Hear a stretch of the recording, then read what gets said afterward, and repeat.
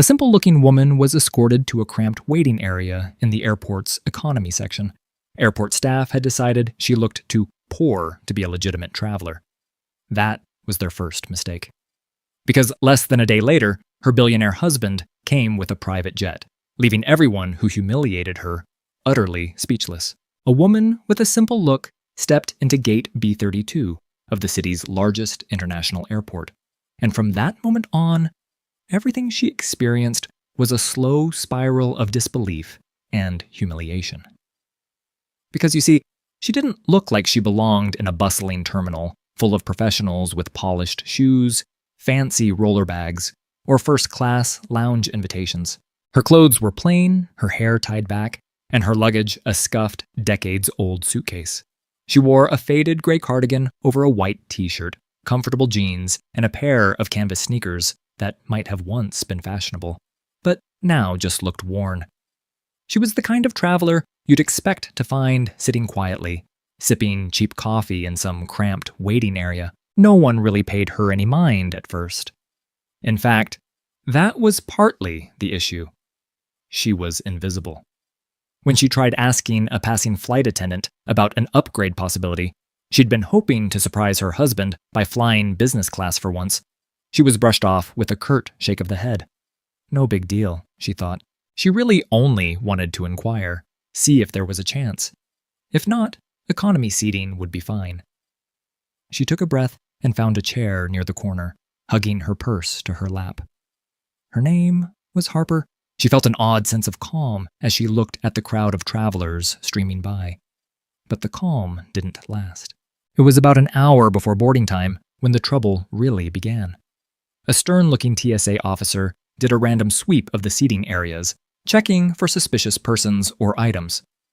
He paused the moment he saw Harper, eyes flicking over her attire. She offered a smile, nervous but friendly. He was having none of it. "Ma'am," he said, voice echoing in the high-ceilinged terminal. "Can I see your ID and boarding pass?" Harper nodded and handed them over, not wanting any trouble. The officer studied her documents a bit too long, flipping them front to back.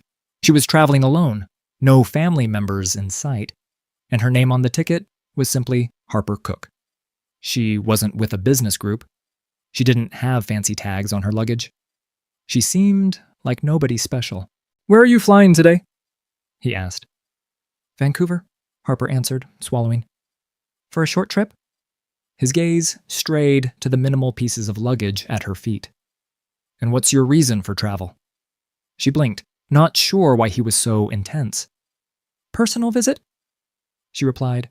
"Just a short stay." He didn't like that answer, apparently. "Who are you visiting?" "I'm meeting my husband there." "Where's your husband now?" She shifted uncomfortably. "He's not with me at the moment. He's traveling separately." The officer stared at her face, then at her ID. "Wait here," he barked, stepping aside to speak quietly into a walkie-talkie. Harper caught a few words. "Possible concern. Look into it, that kind of thing." Her stomach twisted, but she tried to stay calm. There must be a misunderstanding. She'd traveled before, never had any trouble. But maybe the officer found something suspicious about her battered passport, or the fact that her clothes looked too plain. She wasn't sure. Soon, a second officer joined him. They conferred, glancing at Harper now and then. She forced a polite smile, but the anxiety gnawed at her. When they returned, they asked her to follow them, making it clear she had no real choice. And that was how she ended up being temporarily quarantined, as they called it, in a curtained-off section near the end of the terminal, an area usually used for extra security checks or travelers who set off some sort of red flag on the system. She tried to explain that she had nothing to hide, that she was simply waiting for her flight in economy. But the officer's skepticism only hardened. They had her sit in a cramped metal chair at a plain table with her suitcase beside it. For the next hour, she was peppered with questions, her bag rummaged through, and all the while, passers-by, airport staff, other travelers, slowed down to gawk at her through the gap in the curtains as if she was some sort of criminal. She never raised her voice, never lost her temper. She gave calm, direct answers. But inside, she felt her dignity being chipped away. The airport staff had labeled her as suspicious purely based on her appearance, and there seemed little she could do to change their minds. A supervisor came by at one point, a woman named Cheryl, according to her badge, and looked Harper up and down with barely veiled contempt. "Ma'am," Cheryl said, "we have reason to believe your trip might not be as straightforward as you claim. Are you carrying any large amounts of cash, illegal substances, anything to declare?" Harper's cheeks flamed. "No, I promise. I'm just going to Vancouver for a personal trip." Cheryl eyed Harper's worn cardigan and scuffed sneakers like they were evidence of wrongdoing. "We'll see," she said. Then, turning to a subordinate, "Log her details into the system. Keep her here until we verify everything." That subordinate, a younger man with a bored expression, nodded. "Yes, ma'am." He glanced at Harper with something like pity, but not enough to do anything about it. Time crawled. Harper couldn't help but notice other travelers who looked far more dubious were breezing through the terminal without so much as a second glance. Meanwhile, she sat in that bleak waiting area under the harsh fluorescent lights, answering the same questions again and again. They insisted on calling it a routine check, yet it felt like targeted harassment. She had no fancy watch, no jewelry. Maybe that made them suspect she was up to something else. Or maybe it was the way she carried herself, timid and unassuming. She didn't have the polished confidence of the business travelers swirling through. While Harper sat there, she overheard snatches of conversation from beyond the curtain. A ground staff member joked to another, "We got some lady in there who probably can't even afford a cab ride, let alone a flight." The other laughed. "Bet she's pulling something shady. Did you see that suitcase? Ancient. She must have swiped a ticket or something." Their voices dropped, but she caught enough to feel a sting in her eyes. She blinked fast to keep tears at bay, but that was far from the worst. About 2 hours later, a new pair of officials showed up to recheck her story. One of them, a tall man with a badge that read Officer Briggs, took an immediate disliking to her. He demanded to see all her credit cards, asked her to explain how she paid for her ticket, quizzed her on her job history. Even after she calmly explained that she was a freelance artist who did commissions online, he looked unconvinced. "You're telling me you make enough as a freelance painter to afford a flight to Vancouver?" Briggs said with a sneer. "You got bank statements to prove that?" Harper's voice wobbled despite her efforts to stay strong. "I have some savings. Also, my husband helps sometimes. He's financially secure." Briggs and his partner exchanged a glance. "And where is this husband of yours exactly?" She hesitated. "He's meeting me there." "Sounds fishy," Briggs muttered. "For all we know, you could be involved in smuggling." He leaned forward, eyes narrowing. "Do you have any idea how many people try to lie their way into this airport with fake tickets, stolen credit cards, all sorts of scams? You fit the profile. A nobody with no visible means of support." She wanted to protest, but her tongue felt heavy. "I'm not a nobody," she finally managed. "I'm just—" She stopped, knowing any word might be twisted. And calling her husband billionaire, or extremely wealthy, would sound like some fantasy story she'd just concocted to save herself. Would they even believe her? Briggs rolled his eyes. "We'll see about that. We'll run your name through the system again. Don't move." With that, he strode out, leaving her alone with his silent partner. She slumped in the chair. Her flight was supposed to leave soon. She felt the creeping dread that she'd miss it altogether. But every time she tried to explain her timeline, they told her to sit down and wait. She was effectively stuck, with no one to call. Her phone battery was dying. She considered calling her husband, but he was often unreachable during certain hours. Besides, she wasn't even sure how that conversation would go. "Hi, dear. I'm in airport detention. Could you magically fix this? Sounded absurd. Yet, ironically, that might have been her quickest way out of this mess. Eventually, a female staffer in a crisp uniform, her name tag read Evie, entered the curtained space. At first, Harper felt a brief spark of hope that maybe this woman was more sympathetic. But Evie's expression was cold, her posture rigid. "Follow me," Evie said. "We're moving you to a separate waiting area. The flight to Vancouver is boarding soon, but you're not cleared to go." "You'll wait until we resolve this." Harper's stomach clenched. She gathered her suitcase and her purse, struggling to keep her composure, and followed Evie through the corridor. People stared as she was escorted out. She heard snickering from a couple of ground staff. A security guard gave her a once-over that dripped with disapproval. She could almost hear them thinking, "Yep, that lady definitely doesn't belong." They ended up in a disused lounge area that was typically reserved for delayed passenger overflow. The place smelled of stale coffee. The chairs were old, the walls a drab beige. Evie indicated a seat near the back. "Sit. Don't leave until someone comes for you." Harper lowered herself onto the seat, hugging her purse, eyes flicking around the near-empty lounge. Apart from an older woman with a crying toddler, she was alone. The woman gave her a sympathetic look, but Harper was too drained to respond. She could feel the sting of tears in her eyes again. She tried to think of how she'd gotten here. Just a normal trip, a normal flight. This was insane. Time ticked by in agonizing slowness. She wondered if the plane had already taken off. She pictured the flight crew giving final announcements to the comfortably seated passengers. She imagined the overhead bins shutting, the engines powering up, while she languished in some godforsaken lounge. She considered sneaking away, but that would probably result in immediate arrest by the overzealous TSA. So she stayed, silent tears finally slipping down her cheeks. That's when the door to the lounge swung open again, and two employees stepped in. A slender man with a fussy expression and a woman wearing an official airport ID lanyard. They marched straight up to Harper. "You're Ms. Harper Cook?"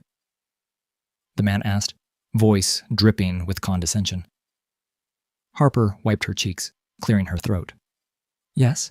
He tapped at a tablet in his hand. "Right. We need you to come with us, please." She felt a flicker of hope that maybe they'd realized their mistake, that she was free to go. Gathering her things, she rose. Is there a problem?" The man's lip curled. "We have a complaint that you were being unruly at the security checkpoint." "What?" Harper's eyes went wide. "That's not true at all." His tone was dismissive. "Well, we need to verify your story. Let's move." Her shoulders slumped. She had no fight left in her. She trailed after them out of the lounge, down a hallway, past large windows that overlooked the runway. The day had turned gray and overcast. Outside, planes taxied on the tarmac, oblivious to the drama inside. They ended up in a small office with harsh lighting and posters about prohibited items on the walls. The female employee told Harper to set her purse on the desk, then sign some forms. Harper complied, feeling like she was stuck in an episode of some bizarre reality show. "Why is this happening?" Harper asked softly, after signing the forms. "I haven't broken any law." The man with the tablet shrugged. "We have reports from staff that you were loitering in suspicious areas. TSA found your answers inconsistent. Then you apparently made a scene at the gate." He looked at her disapprovingly. "We take these allegations seriously." She stared at him in disbelief. "I never made a scene. I just asked a few questions about my flight. That's all." He sighed, tapping his foot. "Ma'am, the flight you were supposed to be on has departed.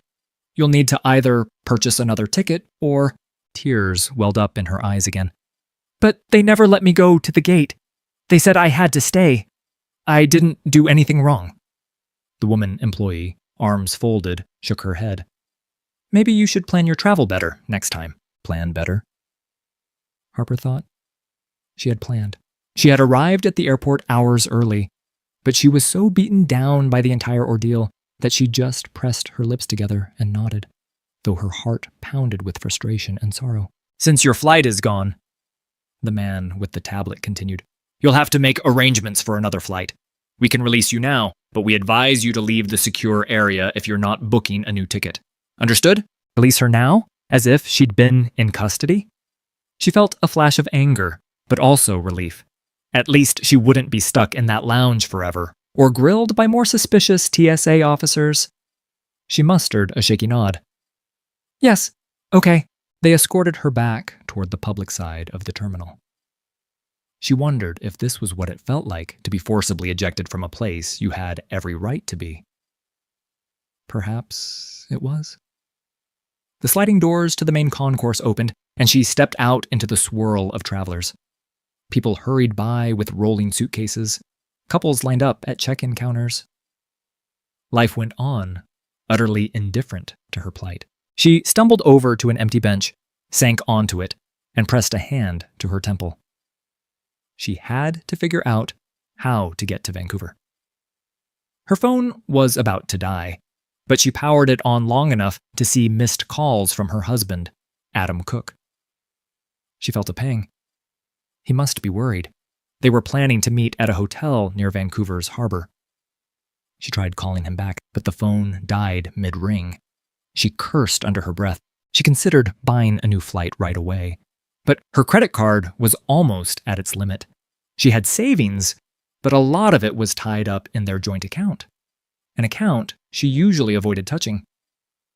She could call Adam from a payphone or something. But wait, did airports even have payphones anymore? She might have to find an electronics store to buy a charger. Her mind reeled with next steps, all overshadowed by the gnawing sense of utter humiliation. Just then, she felt a presence at her elbow. She looked up to see a man wearing a neat black blazer, an earpiece coiled behind his ear. He had the aura of private security or possibly a corporate aide. He studied her face, gave a polite bow, and said, "Miss Cook?"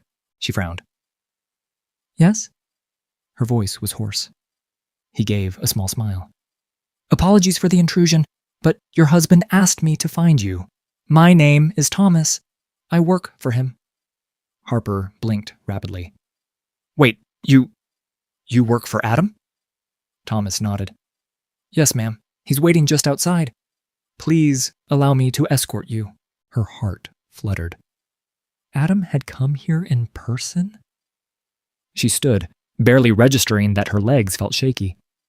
Thomas led her through the corridor and out the main exit doors near the arrivals section.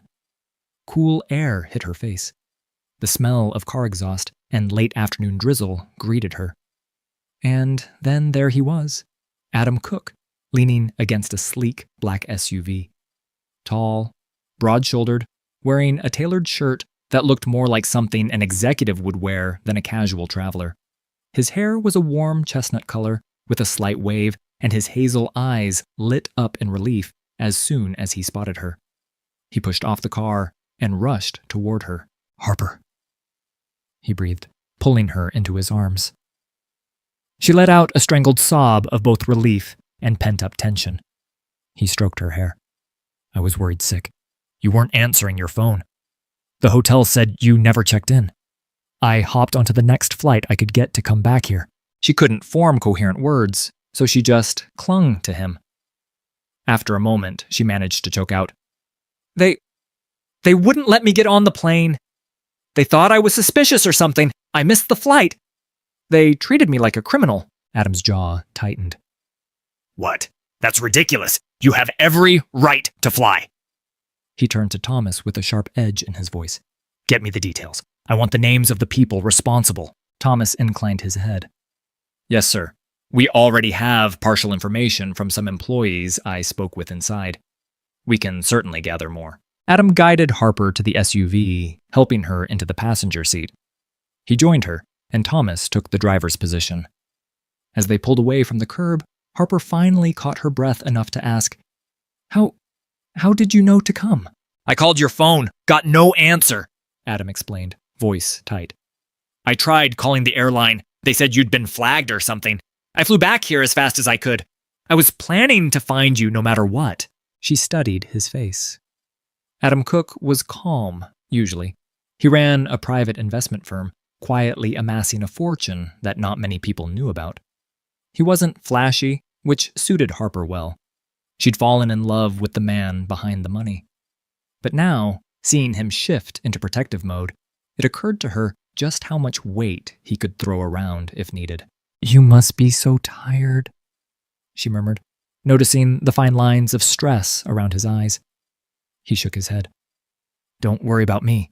Just tell me everything that happened." So she told him.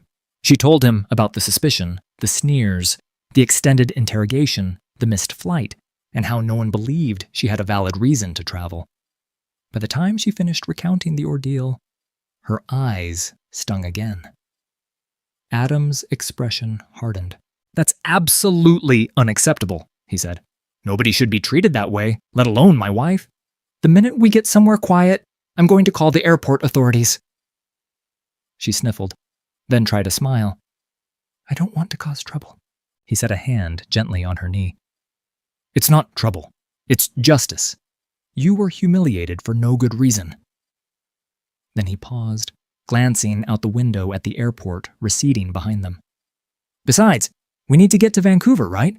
So let's do it our way." "Our way?" she echoed. He offered a small grin that carried a hint of mischief. "There's a reason Thomas is here with me. The firm owns a private jet. We'll use it. We'll take you to Vancouver ourselves." She blinked rapidly. A private jet? But that's so extravagant." His eyes softened. "Harper, I want to make sure you travel safely and comfortably, especially after what you've been through. Let's just say you've earned it." She chewed her lip, uncertain. She'd never flown on Adam's private plane. He'd mentioned it once, but she always insisted on traveling the normal way.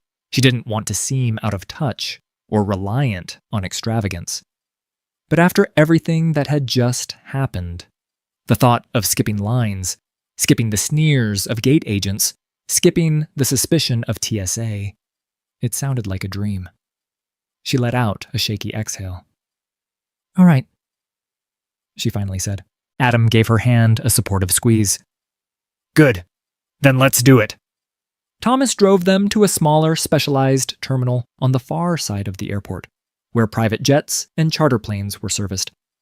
It was part of the same airport complex, but a different world entirely. Gone were the crowded check-in counters and bright neon signs for baggage claims. Instead, they pulled up to a sleek building marked Executive Aviation, where a uniformed attendant rushed out to open the door. The drizzle had turned into a light rain, but that attendant held an umbrella high, ushering them in with a friendly smile. Harper was awed by how simple the process was. She barely noticed the discreet security checkpoint. The staff recognized Adam on sight, addressing him as Mr. Cook with subdued deference. Soon, they were led across a short walkway to a gleaming white private jet that sat waiting, engines humming quietly. She tried not to stare open-mouthed, but it was difficult. She had never imagined she'd actually step onto something like this. Inside, the jet's cabin was all plush leather seats, polished wood paneling, and ambient lighting that exuded calm. The flight attendant, a poised woman named Carla, greeted them warmly, offering drinks or snacks. Harper sank into one of the seats, her heart thumping from the surreal shift. One moment, she was essentially being detained. The next, she was on a private plane bound for Vancouver. Adam took the seat across from her, leaning forward. "All right, we'll be airborne soon. Is there anything you need?" She shook her head, trying not to cry again from sheer relief. "Thank you," she whispered. "Just thank you." He looked pained that she'd even feel the need to thank him. "Harper, of course. I just wish I'd known sooner." The pilot's voice came over a small speaker, announcing their imminent departure. Moments later, the jet taxied away from the executive terminal and onto a separate runway.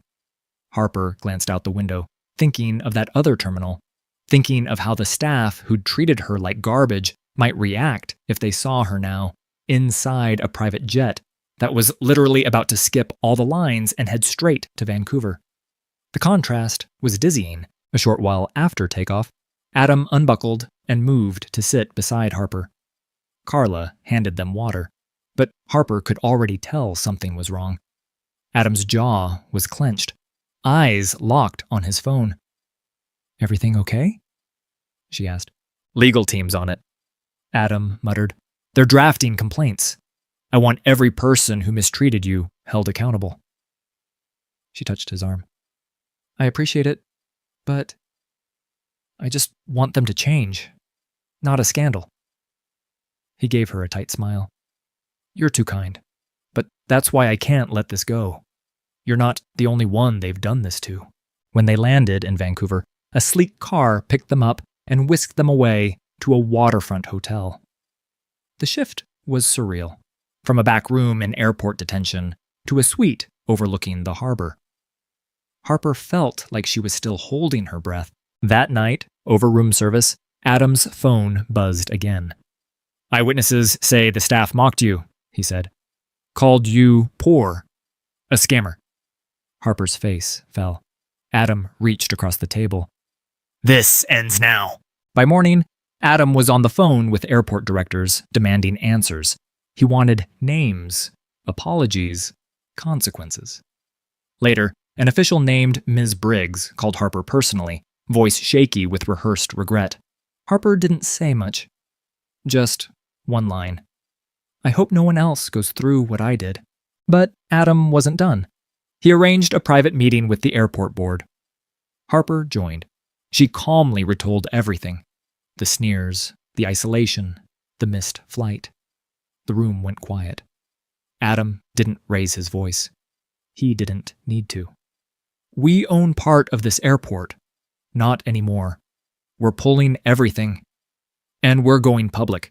Their expressions changed. Suddenly, apologies got real. Policies were promised. Retrainings began. Quiet firings followed. And then, fate struck sweetly.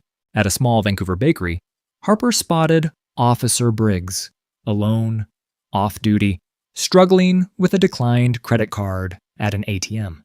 The same man who'd mocked her, now red-faced, humiliated in front of strangers. Their eyes met. "You," he muttered. "Yes," she replied, calm. "Me." He tried to explain, protocol, misunderstanding. She raised a hand. "You treated me like I was dirt. That's on you. I hope you remember it next time." He said nothing more, just disappeared into the crowd. Weeks later, headlines buzzed. A wealthy family pulled millions from a major airport project after a profiling scandal. Officials panicked. Public outrage mounted. Harper didn't speak to the press. She didn't need to. The message had already echoed through every terminal hallway. Don't judge people by appearances. And if you do, pray they don't have a husband like Adam Cook. Like this story? Hit that like button, share it with someone who needs a little justice today, and don't forget to subscribe for more stories that remind the world kindness isn't weakness. See you next time.